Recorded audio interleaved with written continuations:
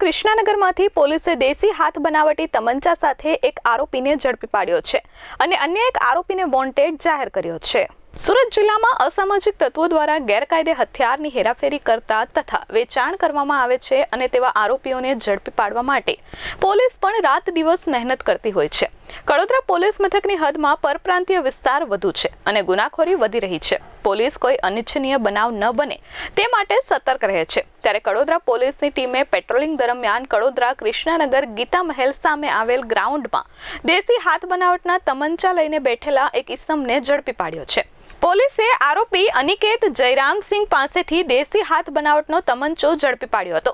આ તમંચો ક્યાંથી લાવ્યો તે અંગે પૂછપરછ કરતા તેને જણાવ્યું હતું કે શુભમ પ્રવીણ બહાદુર સિંઘે આ તમંચો આપ્યો છે, જેથી પોલીસે તેને વોન્ટેડ જાહેર કર્યો છે।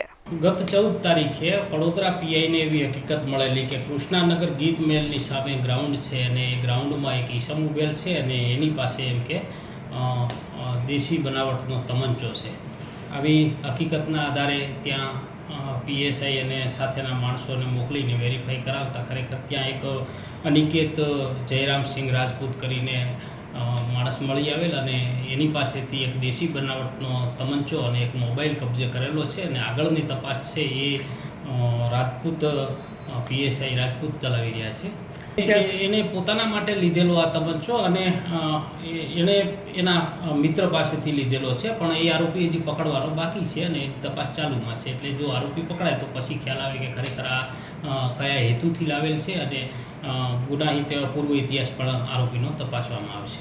Bureau report S24 news Surat.